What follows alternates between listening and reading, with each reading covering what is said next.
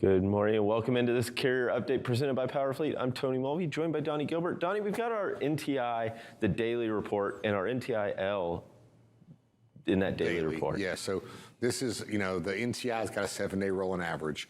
The NTI B or whatever is the business days.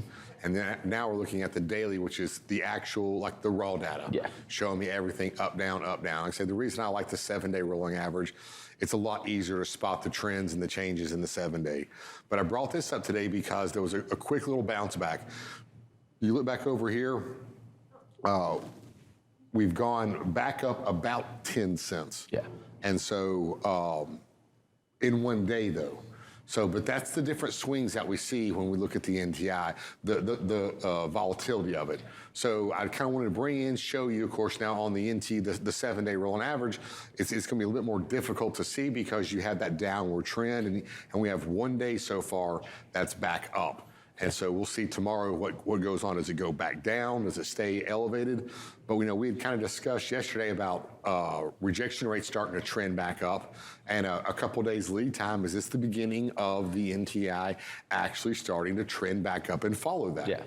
Yeah, and I think with that 7-day average, I mean, if you look back on this, the 7 days, this is the second highest point in those 7 days. So you got 5 points lower. So you may see the NTI, that 7-day average, dip down for the next few days before you really see any impacts, especially if this keeps moving higher. Yeah, and that's, like say 1 point, 2 points over the other 5, sure. So that's why I like to look at this and see what the actual daily is. Now, I'm gonna switch over to the next chart and put these two together so that we can see, is this pushing up because of fuel, or is it pushing up because of the actual line haul is going up? So on the next chart here, I'm going to change it to a dual setting to where on my left, the red line, the NTIDL, the minus the fuel, is on my left there at $2.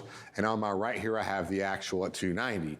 And you can see both of them moving right back up together. They've been moving in unison here over the past several weeks because the NTI D and the NTI alone, they're moving up because line haul prices are moving up or moving down. It's not fuel. If we pop over the next chart and look at fuel here right quick, I'm going to start bringing fuel here up daily because it's staying pretty ridiculous here. But at least over the last 4 or 5 days, it's kind of plateaued. It stayed within a penny. So we're still at the 585 mark. I brought some others up just to kind of see what's going on around the country. Dallas, 535. Atlanta, 553. Chicago, 582. Crazy. It's hurting the pocket. I can hear my wallet starting to move around just a little bit. Awesome. Well, thank you for this update, Donnie. We'll be sure to check in with you a little later. Right now, we'll go over to Kaylee Nix with our first look at headlines.